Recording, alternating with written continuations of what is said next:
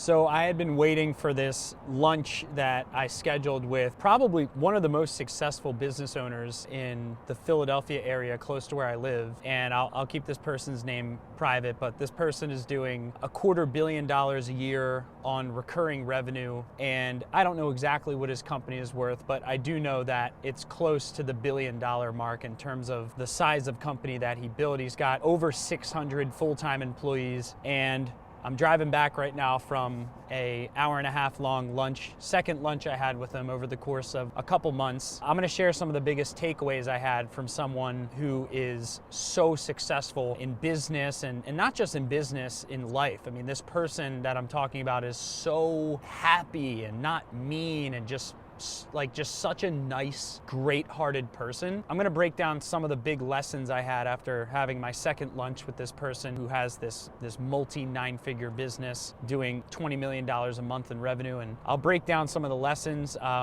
and hopefully it's valuable to you. I know it was for me. I know most of the success that I and other entrepreneurs reach on their success journey comes from learning from people like this person I just had lunch with. I'm gonna dive in and first start with how I got in touch with this person. There were somewhere around 30 business owners in the Philadelphia market that were entered into a finalist of Entrepreneur of the Year Philadelphia finalists, right? So we basically had this event. It was a celebration for all the finalists of Entrepreneur of the Year in the Philadelphia area. I was humbled to be one of those finalists, top 30 or so in the entire area. Of the group of finalists, there was a group of finalists, which was like, I don't know, maybe 3 of the business owners who had won finalists went on to National Entrepreneur of the Year Finalist Awards. And this person was one of those people. Right after the event ended, I was too nervous to introduce myself to him at the event. I didn't go up to him. I wanted to go and introduce myself to him, to network with him, but I was too scared. So I didn't introduce myself to him. So as soon as the event ended, I went onto hunter.io and I basically found his email online, shot him a direct email and said, hey, I was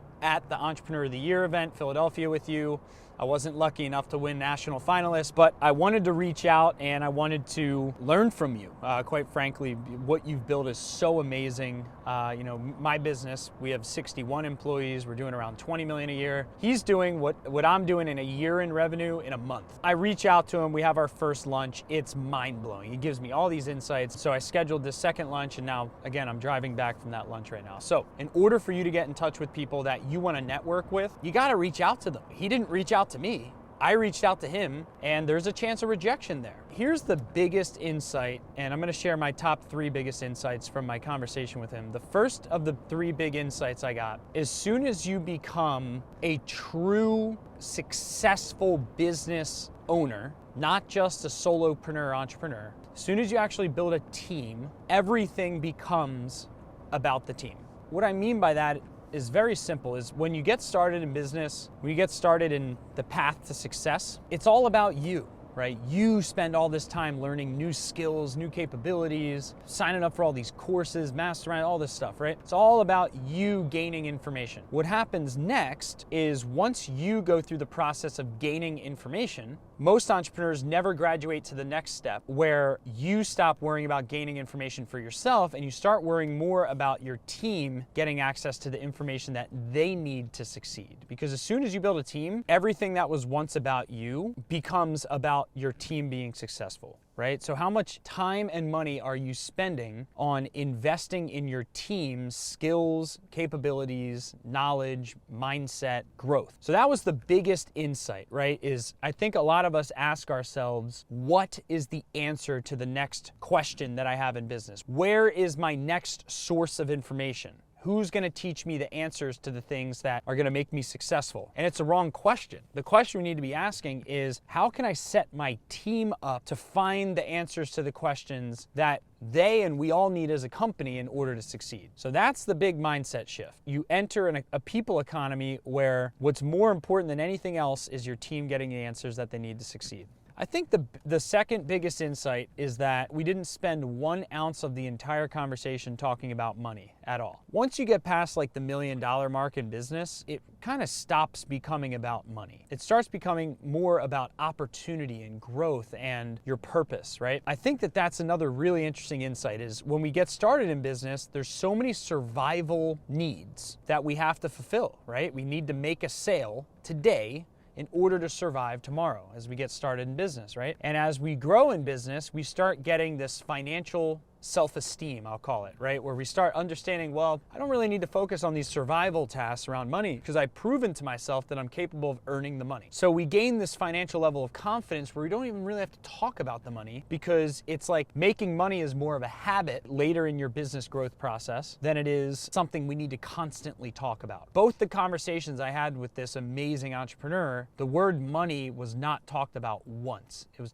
we're talking about opportunity, growing the team. So that's probably like the second biggest insight is if you're spending all of your time talking about money, you're probably missing the most important stuff, which is opportunity, growing your team, making investments that can pay off in the long term and the short term, which is a higher value use of focus than just short term here and now money. The third insight is relationship capital. Oftentimes, again, what gets us started in entrepreneurship is this brute force, intense effort and obsessiveness and this non-stoppable like drive. That level of drive can scare some people away, right? And it can become very kind of self-motivated. Once you start realizing you don't need to prove anything to anyone, like, why are you so frantic? Why are you constantly working so hard? When you start questioning these things for yourself, you start realizing that most of it stems from a place of insecurity. It stems from a hole that we've accumulated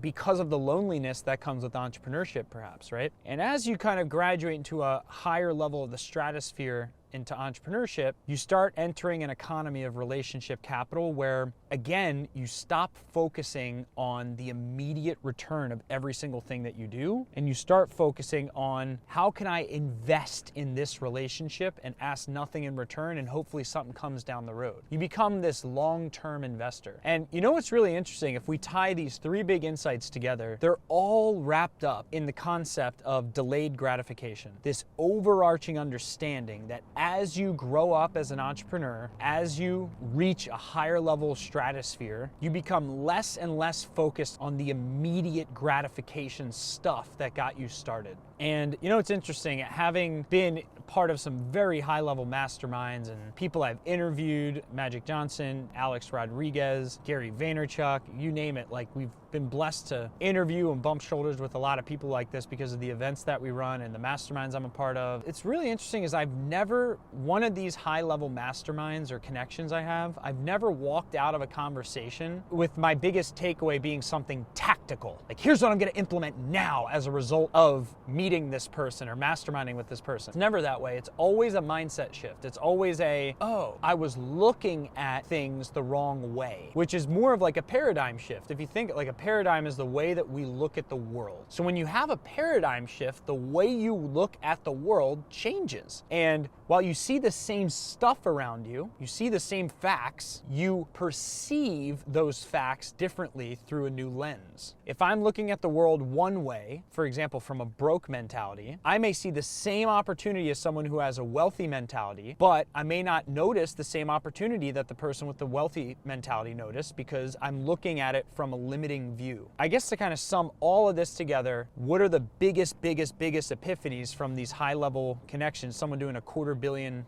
a year in revenue and all my other masterminds? A, it's like this constant focus on long-term payoff, not short-term gratification. And then B, it's this constant focus on paradigm shifts, looking at the world through a new lens when you're in the same room as people who are far beyond you. So I hope you found that valuable. It's hard to get in front of people like this, and my intention by sharing these insights is to help you regardless of where you're at in your life. So if you like this video, smash the like button. It tells YouTube YouTube that we're actually putting out valuable stuff. Also in the comments, I mean this, put a takeaway here because it helps me understand other people that I want to interview to give you more value. Topics that come to mind, you can comment also below if there's a topic you want me to go deeper into or any insights you had throughout the video. And also subscribe to the channel because we don't have a consistent upload schedule, and that'll allow you to be notified when we release new content. So I'll see you in the next video. Stay great, and I hope you found value in this.